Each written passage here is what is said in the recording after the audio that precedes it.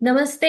Good morning. स्वागत है आपका आईबीटीवी पर। मैं हूं प्रिया जोशी। मेरे साथ जुड़े हैं कमलेश जी। कमलेश जी नमस्ते। नमस्ते जी। कमलेश जी हमारे रेगुलर एक्सपर्ट हैं, जो कि बैंकर हैं, एक्स बैंकर हैं।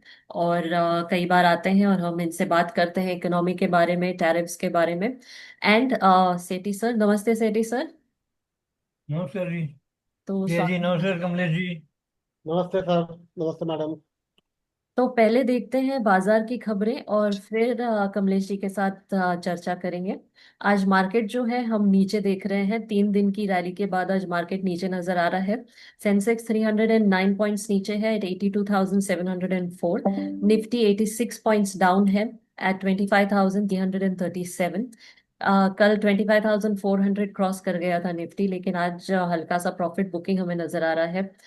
Active stocks at this hour 10 बजे हैं। अदानी, सॉरी, 10:30 बजे हैं। Active stocks at this hour: Adani enterprise, TCS, Bharti Airtel, ICICI bank and Maruti Suzuki. Top 5 gainers: Adani enterprise, Adani ports, SBI, Shriram finance and SBI life insurance. Top 5 losers at this hour: Titan company, Nestle, ICICI bank, Bajaj auto and Cipla. 3 दिन की rally के बाद आज market नीचे है, लेकिन Adani enterprise जो है, इनके स्टॉक्स 10% हमें ऊपर नजर आ रहे हैं। और इसका रीजन ये है कि गौतम अदानी को क्लीन चिट मिला है फ्रॉम सेबी। उनके ऊपर चार्जेस लगे थे फ्रॉम हेडनबर्ग वे बैक इन 2023, लेकिन कुछ प्रूव नहीं हुआ है and there was no evidence, जिसके कारण उनको क्लीन चिट मिला है। एंड वी आर सीइंग के 10% सर्ज देखा है हमने सारे स्टॉक्स में, जो कि है Adani enterprise, Adani power, Adani green energy and Adani total gas. Kamlesh ji, क्या कहना चाहेंगे आप मार्केट के बारे में, and also about Adani, if you would like to say anything. Priya ji, आपने शुरुआत में जो कहा ना हम्म। कि 3 दिन की रैली के बाद आज जी। थोड़ा प्रॉफिट बुकिंग आया है, हम्म। तो मार्केट बिल्कुल स्वाभाविक रूप से ही चल रहा है। जी। और मार्केट में हमेशा ऐसा होता ही है कि एक 4-5 दिन कंटिन्यूअस अगर रैली रही हम्म। तो एक एक one section of the investors ऐसे होते हैं हम्म। जो शॉर्ट टर्म प्लेयर होते हैं और वो जी। ट्रेडिंग करते हैं, तो वो प्रॉफिट बुक करते हैं। बिल्कुल सही कहा। अदानी के ग्रुप के बारे में भी जो आपने कहा वो भी बिल्कुल सही बताया आपने कि हम्म। सेबी ने अदानी ग्रुप को, अदानी को क्लीन चिट दी हुई है। हम्म। हिंडनबर्ग ने जो भी कुछ एलिगेशन किए थे उसके ऊपर, हम्म। उसकी वजह से अदानी कंपनियों में तो आज 10% ग्रोथ है ही। हम्म। लेकिन मैं कहता हूं कि उससे मार्केट का सेंटिमेंट भी थोड़ा अच्छा होगा। हम्म। और प्रिया जी, जो मैं हमेशा कहता था आपको कि मार्केट अब इस जो अनिश्चितता का दौर है, तो ये अनिश्चितताओं का दौर में हम्म। मार्केट नैरो रेंज में घूमता रहेगा। जी। थोड़ा मेरा व्यू अभी जो रिसेंट डेवलपमेंट है उससे मेरा व्यू थोड़ा बदला हुआ है, जो मैं आपके साथ शेयर कर लेता हूँ। जी।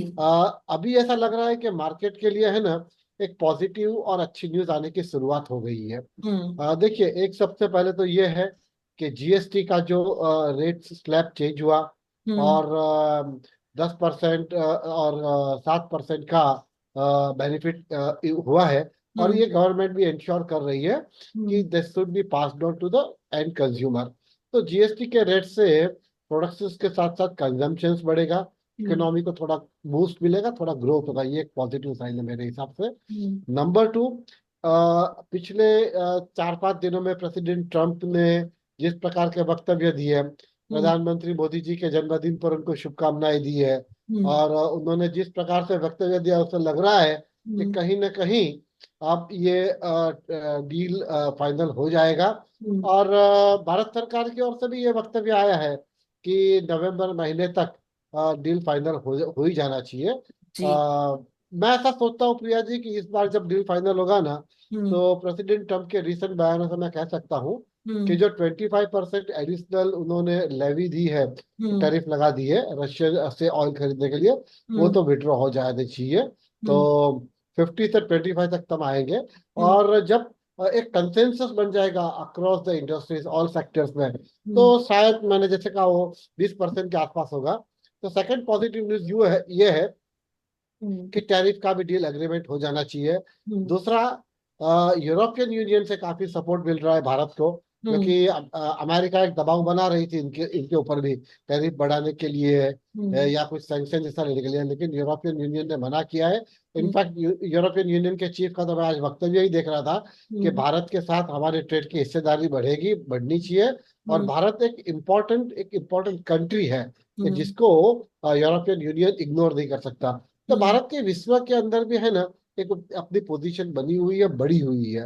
हम्म। नंबर 4, मैं एक और वक्तव्य देख रहा था कि ताइवान ने एक ऑफर दी है सेमीकंडक्टर के लिए, जॉइंट वेंचर करने के लिए। जी। क्योंकि अब फिलहाल तो ताइवान एक मात्र ऐसा कंट्री है जो एक सेमीकंडक्टर का बड़ा एक्सपोर्टर है वो। हम्म। तो कहने का मतलब ये था कि you name any country, they are very keen to come closer to the India to establish political relations, to hmm. establish business relations। जी। और बाय एंड लार्ज इंटरनली बात का है तो इन्फ्लेशन कंट्रोल में है।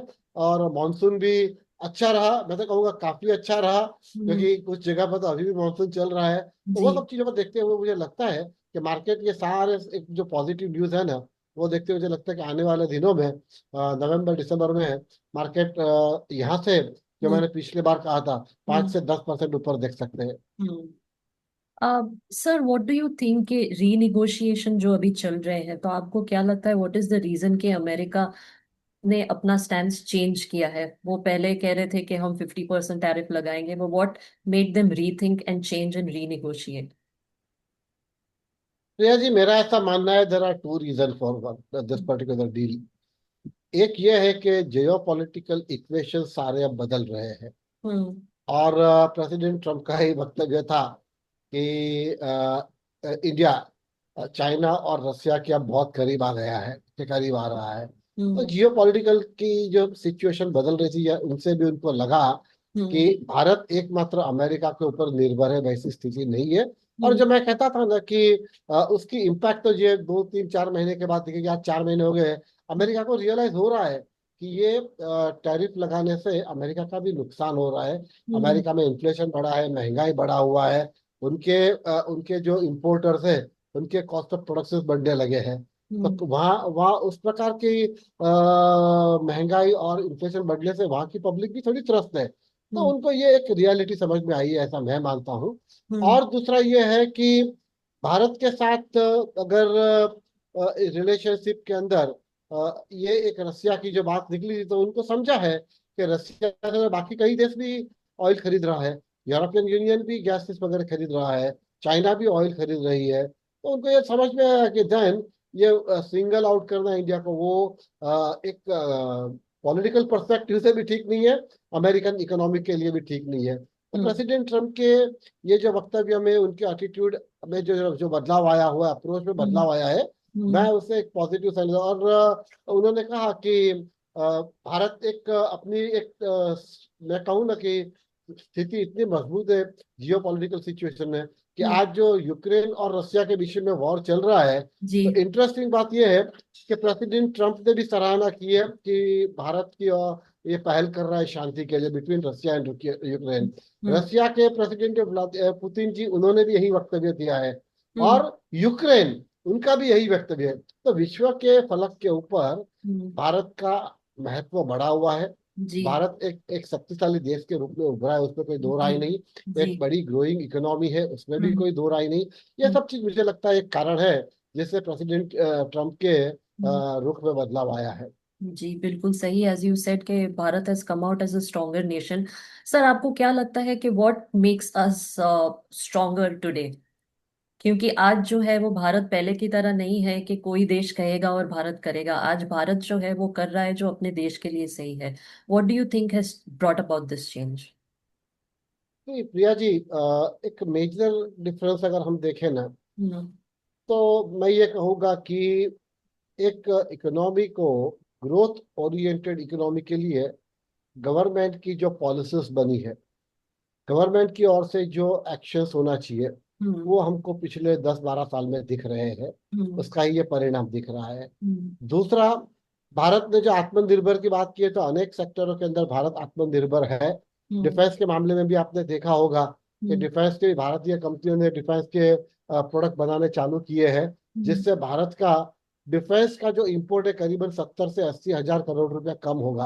हम्म। और भारत ने किसी भी क्षेत्र ले लीजिए, आप इंफ्रास्ट्रक्चर ले लीजिए, उसमें काफी बदलाव आया हुआ है। मैंने पिछली बार भी जो बताया था, रिपीट कर लेता हूँ 1 मिनट फिर से। हम्म। इंफ्रास्ट्रक्चर में आप हाईवेज कह लीजिए, आप उसके फ्लाईओवर्स कह लीजिए, सुपर एक्सप्रेस वे कह लीजिए, आप पोर्ट कहिए, एयरपोर्ट कहिए। एयरपोर्ट की संख्या दुगुनी हो गई, लगभग 75 से 150 के आसपास पहुंच रहे हैं, और नए एयरपोर्ट्स वगैरह बन रहे हैं।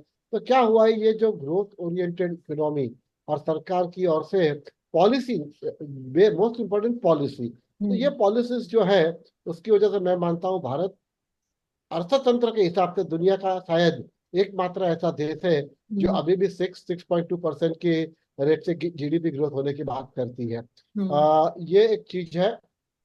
दूसरा, भारत ने जितने भी दुनिया के देश है, वे हम्म। अलग अलग देशों के साथ अपने रिश्ते में सुधार किया है, अलग हम्म। अलग देशों के साथ व्यापार बढ़ा हुआ है। और भारत ने हमेशा, ये सरकार जैसे कहा ना कि जो रसिया से ऑयल खरीदने के पीछे का कारण क्या था, तो हम्म। एकमात्र आर्थिक कारण था कि जी। दुनिया के बाकी देशों की तुलना में भारत को हम्म। रसिया से ऑयल थोड़ा सस्ता मिल रहा है। तो देश के करोड़ों अरबों रुपए का उसमें सेविंग हुआ है। और भारत अपने हितों के ऊपर बड़ी मजबूती से काम करता है। मैं सोचता हूँ ऐसे दो चार कारण जो है ना, जिसकी वजह से दुनिया को ये लगा है कि भारत, अब एक समय ऐसा था कि थर्ड वर्ल्ड कंट्री के अंदर भारत पिछड़ा हुआ देश है, भारत में बहुत सारी चीजें नहीं है। एक जमाने में तो हम फूड ग्रेन भी इंपोर्ट करते थे, वैसे दिन थे। आज हम सरप्लस है फूड ग्रेन के मामले में।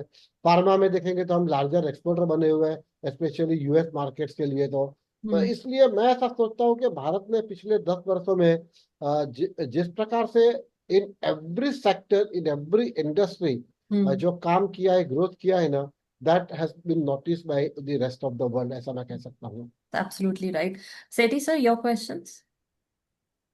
मेरा सवाल तो वो पहला सवाल है, काफी टाइम से उठा रहा हूँ वो, कि टैरिफ में इसको डोनाल्ड ट्रंप को टैरिफ समझ में नहीं आया था कि टैरिफ लगाने से मेरे यहाँ इन्फ्लेशन बढ़ जाएगी और दिक्कतें आएंगी, फिर भी उसने क्यों लगाया? ये भी तो मेरे को बात समझ में नहीं आ रही है। कोई अपने देश का देखो, नुकसान क्यों करेगा?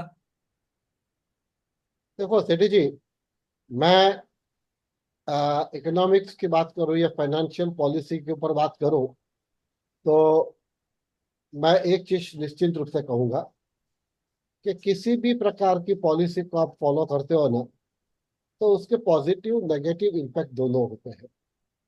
किसी भी कंट्री किसी भी गवर्नेंस मॉडल को फॉलो कर रही है, इंपॉर्टेंट चीज क्या होती है कि जो निर्णय लेने की स्थिति में होते हैं राष्ट्र के अध्यक्ष, प्रेसिडेंट कहिए, प्राइम मिनिस्टर कहिए, उनका अपना एक एडवाइजरी बोर्ड होता है। और उनके जो एडवाइजर्स होते हैं ना, they play a very key important role in taking the decisions. अब मैं तो यही कहूंगा, दुर्भाग्य से उनके 2-3 एडवाइजर्स ऐसे उनको मिले हैं कि जिन्होंने ये कहा कि भारत अमेरिका से कुछ खरीदता नहीं है, हम्म। भारत और अमेरिका के ट्रेड में भारत का ही बेनिफिट हो रहा है, हम्म। अमेरिका को रेवेन्यू की जरूरत है, अमेरिका के ऊपर इतना $37 ट्रिलियन का कर्ज हो चुका है, हम टैरिफ बढ़ाएंगे तो गवर्नमेंट की रेवेन्यू बढ़ेगी। ये एक लॉजिक उन्होंने दिया, और प्रेसिडेंट ट्रम्प ने ये लॉजिक को उन्होंने उनको एक्सेप्ट किया। पर उसका दूसरी पहलू ये भी होती है ना, जैसा कहता है ना कि किसी भी रेगुलेटर्स के लिए, जैसा हमारा देश के लिए regulator reserve bank of India है, तो रिजर्व बैंक ऑफ इंडिया को तो constantly, consistently, on a daily basis, day to day basis पे ये मॉनिटर करना होता है कि मार्केट के अंदर लिक्विडिटी हमेशा पर्याप्त मात्रा में बनी रहे, मार्केट के अंदर प्राइस राइज की वजह से इन्फ्लेशन हो रहा है तो इन्फ्लेशन अपने एक पैरामीटर के ऊपर न जाए। अगर कुछ हुआ तो पॉलिसीज में कुछ छोटा मोटा बदलाव करते हैं, जैसे हम कहते हैं कि एसएलआर बढ़ा देते हैं, सीआरआर बढ़ा देते हैं, इंटरेस्ट रेट बढ़ा लेते हैं।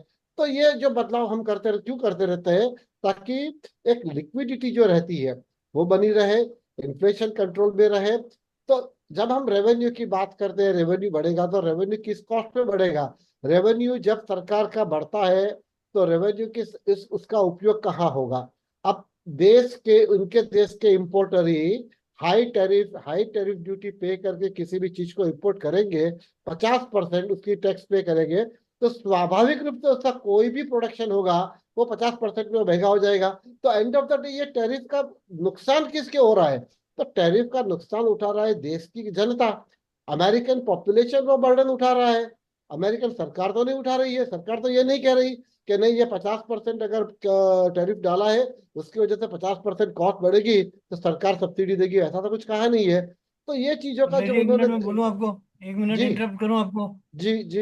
1 मिनट में बताता हूँ थोड़ा टैरिफ के बारे में ही, कि बिगेस्ट बेनिफिशियरी जो इसके हैं, they are the exporters in the most affected sectors, especially MSME, whose competitive position is restored after tariffs are eased or removed. Countries with strong negotiation leverage, they can benefit. Plus, consumers in importing industry countries who may gain through lower prices when retaliatory tariffs are lifted and supply chains normalized. तो इसमें क्या है, सारे परिवर्तन होने हैं अभी। नहीं, अभी जैसा आप बता रहे हैं तो कुछ हुआ नहीं है, टैरिफ का क्या रिजल्ट आएगा वो भी मालूम चलेगा, क्योंकि अमेरिकन गवर्नमेंट एक्सपेक्ट कर रही है कि उससे चीज़ें सस्ती हो जाएंगी और एक्चुअल महंगी हो रही हैं। तो ये बड़ा कंट्रास्ट है। अभी उसका बोल रहे हैं कि रिजल्ट ये आएगा कि सस्ती हो जाएंगी चीज़ें उनके लिए, कि जैसे इंडिया वाले कोई भी टैरिफ दे दें, गवर्नमेंट को टैरिफ दे दिया, उसको पैसा दे दिया और कम भाव पे माल बेच दिया। तो इसके बारे में थोड़ा बताइए। देखिए सेठी जी, सरकार जब कोई नीति बनाएगी तो वो नीति सक्सेसफुल हो रही है उसका दावा तो वो हमेशा करेगी। वो दावा करने के लिए कुछ लॉजिक भी लेके आएगी, कोई लॉजिकल उनका वक्तव्य भी आ सकता है। लेकिन ग्राउंड रियलिटी क्या होता है कि ultimately the numbers will never lie. Number कभी झूठ बोलते नहीं है। तो आज जब यूएस के अंदर, यूएस के कुछ इकोनॉमिस्टों ने कह दिया है कि भारत के साथ जिस प्रकार से ट्रेड डील में अमेरिका ने स्टैंड लिया है उससे अमेरिका का नुकसान हो रहा है, अमेरिका में इन्फ्लेशन बढ़ रहा है, वो फैक्ट है। और अभी भी आज आज भी एक वक्तव्य है वहां के इकोनॉमिस्ट का कि अगले 2 साल तक यानी 2028 तक भी अमेरिका का टारगेट है इन्फ्लेशन को 2% तक रखने के लिए, लेकिन वो 2028 तक अचीव नहीं कर पाएंगे। और जिस प्रकार से अब टैरिफ लगी है उससे तो बिल्कुल नहीं हो पाएगा। तो प्रेसिडेंट ट्रम्प के, मैंने कहा ना कि उनके जो इस प्रकार के वक्तव्य थे अभी पिछले 3-4 महीने तक, और अगर हमने आज लास्ट 4-5 दिन के देखे, मैंने शुरुआत में कहा ना, देखिए कितना बदलाव आ गया। और जो मैं कह रहा था कि 3-4 महीने में उनको समझ में आएगा, वो समझ में आ रहा है। और मैं अभी भी ये कहता हूँ कि इसका रियल इम्पैक्ट तो है ना, दिसंबर के बाद उनको समझेगा। क्योंकि क्या होगा, अभी एक एक्सपेक्टेशन ऐसा है कि नवंबर एंड तक भारत के साथ उनका ट्रेड एग्रीमेंट साइन हो जाएगा। नवंबर बोले तो करीबन उनके 4-6 महीने तो निकल ही गए। तो उसकी उसकी इम्पैक्ट ज्यादा दिखेगी। और यूएस के जिस प्रकार के पिछले 6 महीने के अंदर उन्होंने विश्व के अनेक देशों के साथ जिस प्रकार से व्यवहार किया है और भारत से किया है, तो उसमें क्लियरली ये दुनिया ने देख लिया कि भारत को बिल्कुल सिंगल आउट कर दिया इन्होंने। और एक प्रकार के जिसे कहते हैं ना कि भारत के प्रति उन्होंने अपना रुख जो है वो, उसमें किसी कुछ प्रकार की उनकी नाराजगी कही है, या उनको ऐसा हमेशा लगता है भारत, भारतीय प्रजा उनको अमेरिका से बहुत बेनिफिट हुआ है, उन लोगों से भारत को, अमेरिका को इतना बेनिफिट नहीं हुआ है। तो ये सारी जो स्थिति उनके सामने जो रखी गई थी वो मेरे हिसाब से अब क्लियर हो रही है। आने वाले 1-2 महीने में और क्लियर होगी। लेकिन मैंने एक चीज मैं आज प्रिया जी थोड़ा मैं डेटा मैंने कंपाइल किया है। जी। क्योंकि जो हम डर रहे थे ना हम्म। कि यूनाइटेड स्टेट्स के बाद अपना एक्सपोर्ट इंपोर्ट का क्या होगा, हम्म। ट्रेड का क्या होगा। तो अभी देखिए एक्सपोर्ट जो है ना थोड़ा कम हुआ है इन यूनाइटेड स्टेट्स में। हम्म। बट ओवरऑल अगर इंडिया का आप एक्सपोर्ट देखेंगे तो अगस्त महीने में थोड़ा इम्प्रूव हुआ है comparing with the previous August month hmm. के हिसाब से। हाँ, मैं आपके साथ जो एक्सपोर्ट अमेरिका में जो डिक्रीज हुआ है, कौन सा डिक्रीज हुआ है वो सेक्टर बोलता हूँ, इंजीनियरिंग कमलेश आइटम्स जी, है। मैं एक बात मैं बताना चाहूँगा। इंडिया और यूके का जो समझौता हुआ है, फ्री ट्रेड एग्रीमेंट, उसमें उन्होंने एक 3 बातें कही हैं, कि जो फ्री ट्रेड का एग्रीमेंट साइन किया है और ट्रेड पैक्ट है उनका ये, इसमें दोनों देशों द्वारा जो बाइलेटरल ट्रेड है वो 25.5 बिलियन से बढ़ा के उनको 120 बिलियन करना है, 2030 तक। तो 40 बिलियन वो बढ़ा रहे हैं।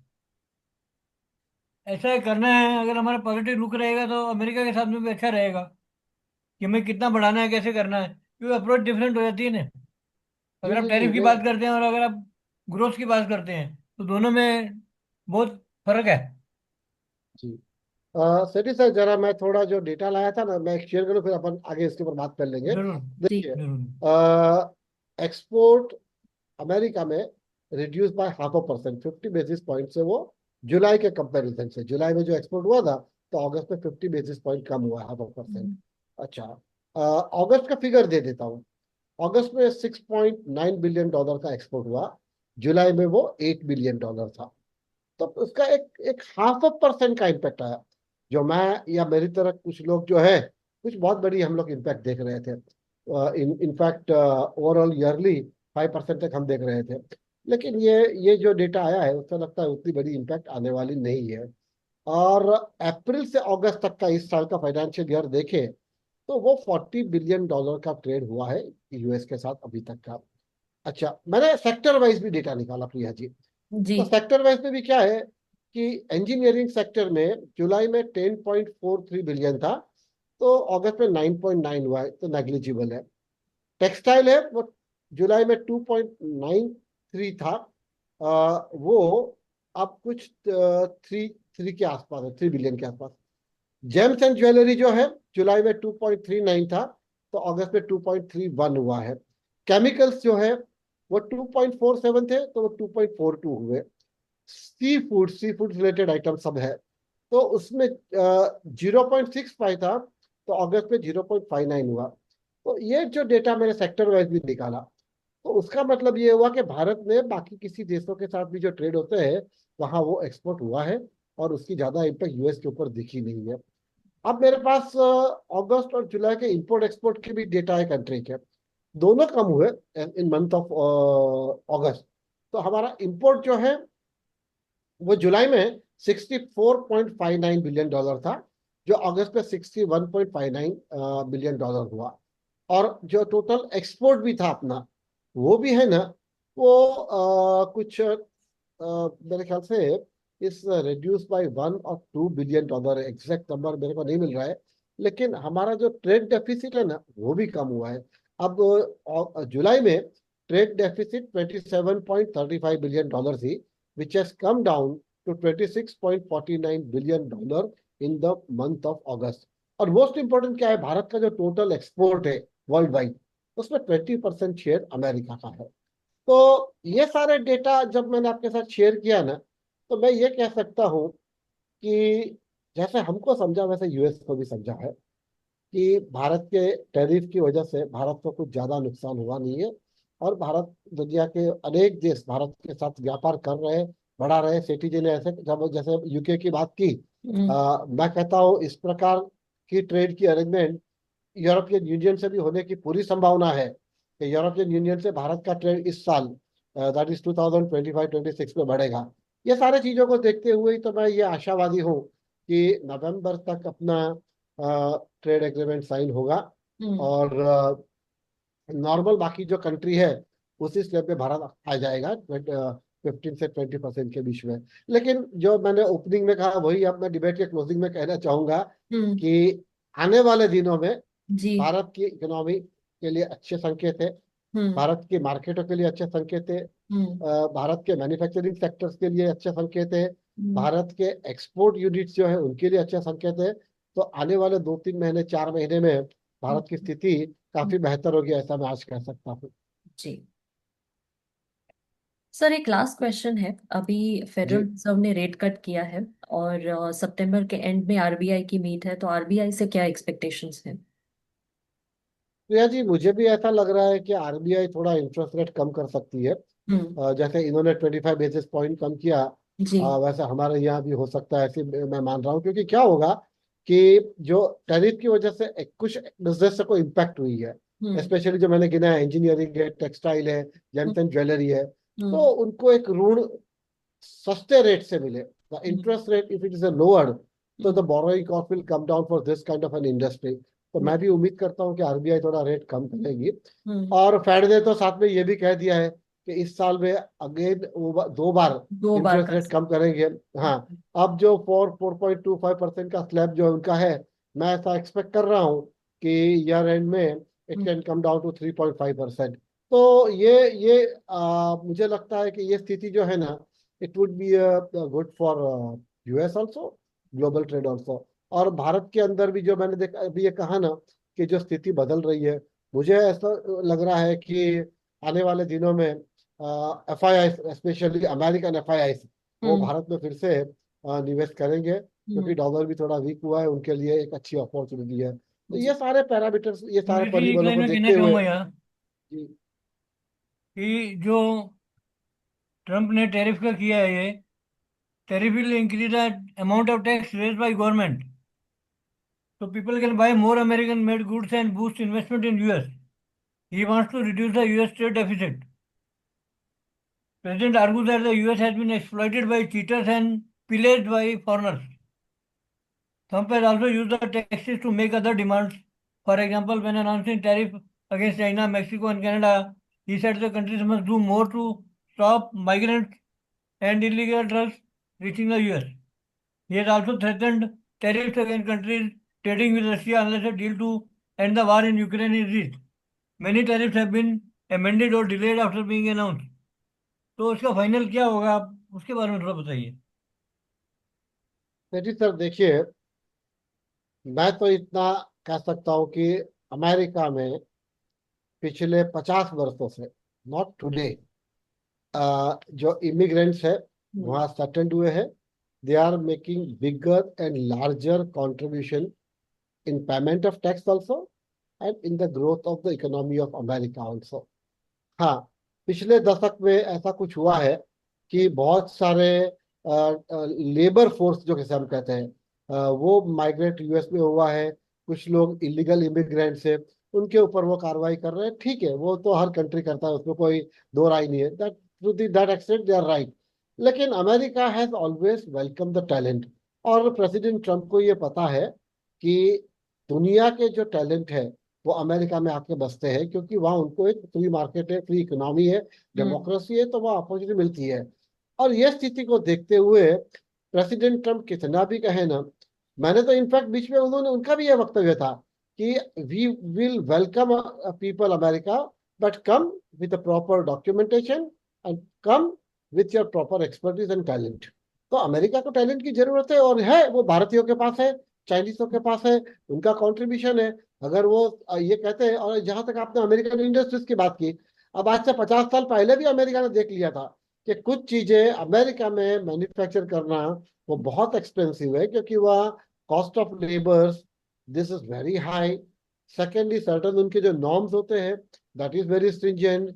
तो उनके जो operative cost, production cost, it's so high कि it is always better for America to import from the Asian country, from where they get their final product in a cheaper rate. आम दर्शकों को समझे वैसी सिंपल चीज में कह दूं, अमेरिका में बनी हुई कोई चीज अमेरिका में 100 रुपया में बिकती है, अगर वही चीज चाइना से आके आपको अमेरिका में 60 रुपया में मिलेगी, तो अमेरिकन भी डेफिनेटली वही पसंद करेंगे ना। तो दुनिया में ये सब चीज जो आप बोल रहे हो ना, कोई अमेरिका के लिए नई नहीं है। प्रेसिडेंट ट्रम्प, ठीक है, नए प्रेसिडेंट आए, उनको उनकी अपने एडवाइजर जिस तरह बता रहे थे उस तरह से वो काम कर रहे हैं। लेकिन मैं नहीं सोचता कि अमेरिका में इस प्रकार से कुछ ऐसे बड़े बदलाव आएंगे हम्म। कि इमिग्रेशन कमलेश की जी एक जरूरत बात ना मैं हो। कमलेश जी एक बात मैं कहना चाहूंगा कि यूएस कोर्ट की भी एंट्री हुई है और उसने बोला कि ट्रम्प के most of the decision announce by him are illegal. तो अभी व्हाइट हाउस और एग्जैक्ट, कोर्ट के बीच में झगड़ा चालू है। नहीं नहीं, बिल्कुल, वो कि क्या होता है, देखिए, उसमें अमेरिकन पॉलिटिकल सिस्टम को जहां तक मैं समझा है ना, मैंने समझा है ना, कि वहाँ जुडिशरी भी है, वहाँ प्रेसिडेंट जो होते हैं वो पब्लिक इलेक्ट करती है, उनको पावर्स है। लेकिन प्रेसिडेंट की कुछ अगर नीतियां गलत हो रही है, which is not in the interest of America, और which is not in the interest of America, the court will also object to it, because end of the day they are all working for the benefit of the America. They are looking for the interest of America. And ये America का पहले से विदेश नीति मैंने जो देखी है, मैं जब से आया हूँ इसको, तो अमेरिका की विदेश नीति बिल्कुल स्पष्ट रही है। America first, American first, American interest first, American gain first. ये सब चीज तो आज से नहीं, 40 साल से मैं देख रहा हूँ। हम्म। किसी भी पार्टी का कोई भी प्रेसिडेंट होने दीजिए, ये न कहते हुए मैं कहूँ ना कि अब ये टैरिफ के नाम है, लेकिन प्रेसिडेंट बाइडेन के टाइम पे भी दुनिया के अनेक देशों के अनेक प्रोडक्ट के ऊपर हैवी टैक्सेस थे ही। लेकिन इसको क्या हुआ है कि जरा जिसको हम कहते हैं ना कि उन्होंने बड़ी मात्रा में एक ग्लोबल इश्यू बना के उनको एक अलग तरीके से खड़ा कर दिया। लेकिन ये स्थिति जो मैंने कही, आपको निश्चित रूप से अगले 3 महीने में वापस बहुत सारे बदलाव दिखेंगे, स्पेशली भारत के साथ। जी, rightly said. Sir thank you so much Kamlesh ji, आज जुड़ने के लिए बहुत अच्छी चर्चा रही आपके साथ। थैंक यू सर, आपसे फिर जल्दी थैंक मिलते यू। हैं। नमस्ते सर, धन्यवाद। नमस्ते, नमस्ते सेठी सर। कमलेश जी, नमस्कार कमलेश जी। नमस्ते।